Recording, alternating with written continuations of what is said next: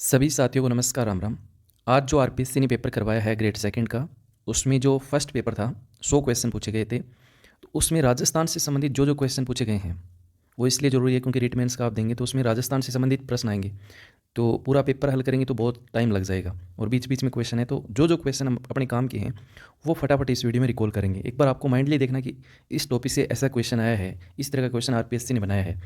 तो इसमें पहला प्रश्न ये था कि 2011 की जनसंख्या में मिनिमम जनसंख्या वाला जिला कौन सा है, सबसे कम जनसंख्या। तो इसमें है आपका जैसलमेर। एक ये पूछा था चौथ माता जो है वो किसकी आराध्य देवी है, तो कंजर जनजाति की। अब देखो इसको जनजातियों से लिंक करके पूछा है, कैसे भी करके पूछा। हालांकि देवियाँ अपने सिलेबस में नहीं है, रीट मेंस का सिलेबस में देवियाँ नहीं है, लोग देवता हैं और संत संप्रदाय हैं। लेकिन ये जनजाति से रिलेटेड क्वेश्चन है तो इसको आप थोड़ा देख लीजिएगा।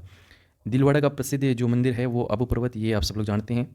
एक ये प्रश्न था अरावली की चोटियों का क्रम पूछा था। आरोही क्रम था, आरोही का मतलब बढ़ते क्रम में। तो ये चोटियाँ थी जिसमें तारागढ़ है, कमलनाथ है, रघुनाथगढ़ है और सबसे बड़ी इनमें अचलगढ़ हो जाएगी। कर्क रेखा सिंपल क्वेश्चन था, ऑप्शन में बांसवाड़ा था, बांसवाड़ा जिले से होकर जाती है। हालांकि डूंगरपुर बांसवाड़ा, डूंगरपुर ऑप्शन में वहाँ नहीं था। एक ये मेजा बांध जो कोठारी नदी पे बना है, ये क्वेश्चन पूछा गया था। इतिहास की बात करें तो प्राग हड़प्पाकालीन सभ्यता, ये प्राग हड़प्पाकालीन ये हम कालीबंगा में पढ़ते हैं, तो इसका उत्तर ये है। एक ये प्रश्न था कि उत्तरगुप्तकालीन संख लिपि में लिखे जो लेख हैं वो कौन सी सभ्यता से मिले हैं, तो इसका सही उत्तर बेराट था। महाराणा सांगा और बाबर के मध्य सिर्फ युद्ध का नाम पूछा था कि कौन सा युद्ध था, वो खानवा का युद्ध था। अगला क्वेश्चन पूछा गया था कि उष्ण कटिबंधीय शुष्क पतझड़ी वन, तो इसमें सही उत्तर देखो, ये 4 ऑप्शन थे, इसमें सही उत्तर ये रहेगा आपका। ये HM 2021 में भी पूछा था, उसमें ऐसा था कि शुष्क पतझड़ी वन जो है उष्णकटिबंधीय किस में नहीं पाए जाते हैं। तो वहाँ HM 2021 में जालोर को सही उत्तर माना था कि जालोर में नहीं पाए जाते। इसका मतलब ये तो ऑप्शन होगा ही नहीं, तो यहाँ पे सही उत्तर ये रहेगा। बांसवाड़ा वहाँ पे ऑप्शन में था, तो यहाँ राइट आंसर ऑप्शन अपना ये रहेगा। तत्स्य संघ में कुल कितनी रियासतें थी, सब लोग जानते हैं, ABCD और भरतपुर, करौली, धौलपुर। वो वाले जो जैन मंदिर का निर्माण है वो कौन थे, तो वो विमलसा थे। एक 1857 की क्रांति में जोधपुर का जो पॉलिटिकल एजेंट था मैकमोशन, वो कौन से युद्ध में मारा गया था, तो चेलावास का युद्ध जो आपका 18 सितंबर को हुआ था। बिथोड़ा का युद्ध 8 सितंबर को हुआ था। कमेंट करके जरूर बताइएगा कि काले और गोरों का युद्ध किसे कहा गया है, वो आप कमेंट में लिखिएगा। एक सिंपल क्वेश्चन, अजमेर नगर बसाया तो अजय राज ने। नेक्स्ट एक प्रश्न ये था सुमेलित करने वाला, तो मैंने ये चारों सुमेलित आपके कर दिए। राजपूताना मध्य भारत 1918 सही होगा। राजस्थान सेवा संघ 1919 इंपॉर्टेंट है। ये प्रश्न देखो आने वाला कोई भी एग्जाम हो फिर से रिपीट होगा, अच्छे से इसको तैयार कर लेना। मारवाड़ सेवा संघ 1920, आचार सुधारणी सभा 1910। गिंदड़ नृत्य शेखावाटी फेमस है। कान्नाडा प्रबंध पद्मनाथ ने लिखा है। सिंहतल शाखा के प्रवर्तक तो संत हैरी रामदास जी हो जाएंगे। संकट काल के समय कौन सा किला ऐसा था जिन्होंने मेवाड़ के राज परिवार को आश्रय स्थल दिया था, तो वो था आपका कुंभलगढ़ किला। ऐसी कौन सी शैली थी जिसमें सबसे ज़्यादा मुगल प्रभाव देखने को हमें मिला, वो आपका जयपुर शैली आंसर रहेगा, आमेर शैली। और जयपुर के कौन से शासक स्वयं संगीताचार्य थे, तो वहाँ पे राइट आंसर आपका प्रताप सिंह होगा। एक ये था पोमचा का संबंध किससे है, तो सब लोग जानते हैं वो अस्त्र है एक। और इसके अलावा हिस्ट्री में यह प्रश्न भी था कि मुगल शासक अकबर के समय बीकानेर के शासक राय सिंह निम्नलिखित में से किस सैन्य अभियान में शामिल नहीं थे। ऑप्शन थे बंगाल, कंधार, बलोचिस्तान, काबुल, तो यहाँ राइट आंसर रहेगा बंगाल। एक ये थार महोत्सव था, तो ये आपका बाड़मेर हो जाएगा।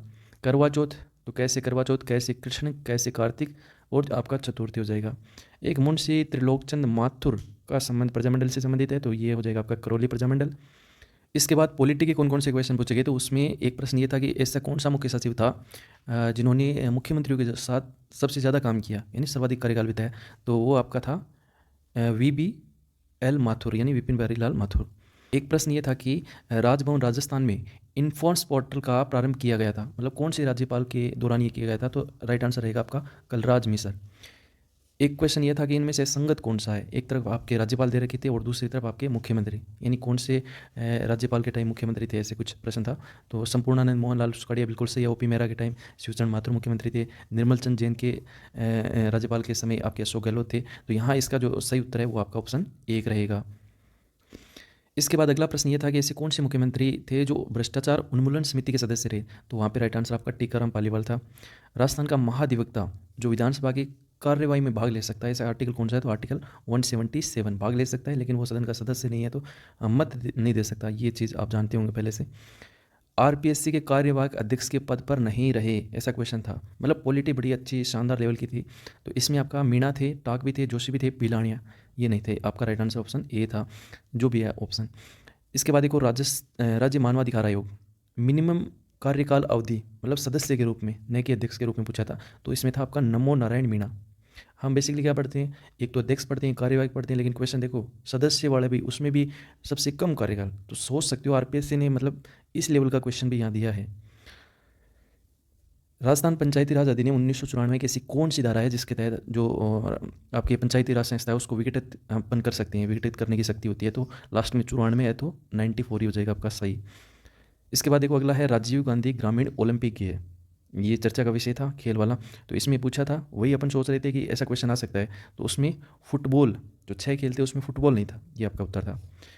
करंट में एक प्रश्न ये था कि अगस्त 2022 में राजस्थान का जो मुख्य निर्वाचन आयुक्त है वो कौन थे, तो मधुकर गुप्ता थे। अभी मुख्य सचिव की बात करें तो उषा शर्मा है, याद रखिएगा।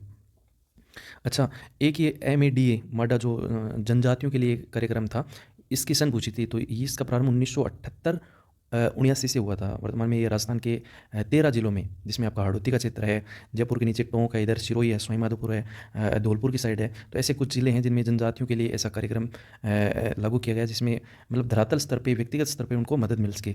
तो ये MADA थोड़ा याद रखिएगा इसका कार्यक्रम। इसके बाद अगला था कि राजस्थान के 2 शिक्षक जिनको राष्ट्रीय शिक्षक अवार्ड मिला था, एक दुर्गाराम मुआल और एक आपके सुनीता गुलाटी। अब आने वाले एग्जाम में ये भी पूछा जा सकता है कि इनका मतलब किस एरिया से ये बिलोंग करते थे, तब जाके इनको ये मिला। तो ये मैंने बताया आपको, पहले याद रख लीजिएगा। दिव्यांग के लिए पैरा खेल अकेडमी, ये बजट में घोषणा थी, जयपुर और जोधपुर कई बार आ बीत चुका है और आपको ध्यान भी होगा। वर्ष 2022 में MSME कृषि में उत्कृष्ट कार्य के लिए ऐसा कौन सा जिला है जिसको राष्ट्रीय स्तर पे दूसरा स्थान मिला है, तो वो आपका करौली जिला। ये क्वेश्चन था, अच्छा क्वेश्चन था। इसके बाद देखो हरित राजस्थान, स्वास्थ्य राजस्थान की संकल्पना बजट 2022-23 में कितने पौधे तैयार किए जाने प्रस्तावित थे, तो ये 5 करोड़। देखो इस तरह के क्वेश्चन आजकल आने लग गए हैं, मतलब ट्रेंड है ना, थोड़ा सा बढ़ गया है। कितने बजट था, है ना। एक प्रश्न ये भी था, देखो अगला ये कि वर्ष 2022-23 राजस्थान इंदिरा गांधी शहरी गारंटी योजना के लिए बजट कितना प्रस्तावित था, तो 800 करोड़, ये ध्यान रखिएगा। इसके बाद देखो राजस्थान की नई जो आपकी इको टूरिज्म पॉलिसी है, नई पारिस्थितिकी पर्यटन नीति है, वो कब लागू की गई, तो 2021। और एक ये चोकला भेड़ जो रिटमेंट्स में सिलेबस में नहीं है, तो ये भेड़ से संबंधित है। चोकला भेड़ की एक नस्ल है, आप सब लोग जानते होंगे। थोड़ा सा आइडिया मैं मनोविज्ञान का दे देता हूँ ताकि आपको प्रश्न मतलब इतना बड़ा सिलेबस है, कहाँ पेपर में उलझते फिरोगे, एक थोड़ा सा आइडिया लेना है आपको। शिक्षा मनोविज्ञान से संबंधित 3 प्रश्न थे, ये आपके सिलेबस में है। तो इसमें एक तो ये था कि शिक्षा मनोविज्ञान है वो किस किस शाखा है, तो वहाँ राइट आंसर आपका व्यवहारात्मक मनोविज्ञान था। एक प्रश्न ये साइजेटिक था और एक इस पर अप्लाइड क्वेश्चन था। इसके बाद अभिवृद्धि और विकास, इस पे एक क्वेश्चन तो जनरल क्वेश्चन था, अभिवृद्धि और विकास में डिफरेंस वाला, और 2 प्रश्न इनके सिद्धांत से थे। विकास के जब हम सिद्धांत पढ़ते हैं इनके, तो उसमें सामान्य से विशिष्ट ऐसे कुछ सिद्धांत पढ़ते हैं, मैंने बताई भी है। तो उससे संबंधित 3 प्रश्न थे। अधिगम स्थानांतरण, जिसमें आपका द्विपार्श्विक जो हाथ के अंगों से संबंधित था, मैंने बताया था, इससे संबंधित एक प्रश्न था आपका। इसके अलावा एक आपका प्रक्षेपी विधि से रिलेटेड क्वेश्चन था। हिप्पोक्रेट्स का जो वर्गीकरण है, सिंगुइन है, आपके काला पित्त है, पीला पित्त है, इस तरीके से वो पूछा था कि इनमें से कौन सा नहीं है, तो इससे संबंधित एक प्रश्न था। आलपोर्ट का जो व्यक्तित्व सिद्धांत है, जिसमें उन्होंने 3 विशेषक मुख्य बताए थे, तो सीधा सिंपल क्वेश्चन था, एक क्वेश्चन इनका था। और इसके बाद एक क्वेश्चन आपका लुईस थ्रेस्टन का जो सिद्धांत है समूह कारक, उससे रिलेटेड था। अद्य विप्रेरणा पे एक क्वेश्चन था और बाल अपराधी से एक अप्लाइड क्वेश्चन था। तो ये आपके कितने हो गए, लगभग 52-53 क्वेश्चन जो हैं रीट मेंस के हिसाब से आप देख सकते हैं इन क्वेश्चन को, इस पेपर को। तो ये क्वेश्चन थे आप, मेरे ख्याल से तो इससे ज़्यादा कोई आपको इधर उधर पेपर के लिए भटकने की आवश्यकता नहीं है, क्योंकि ये चीज़ें आप कहीं और देखोगे तो आपको ज़्यादा समय लगेगा। और मेरा ये उद्देश्य था कि आपको मोटा मोटा आइडिया मिल जाएगा कि किस तरह के क्वेश्चन आरपीएससी ने पूछे हैं। Thank you, bye bye.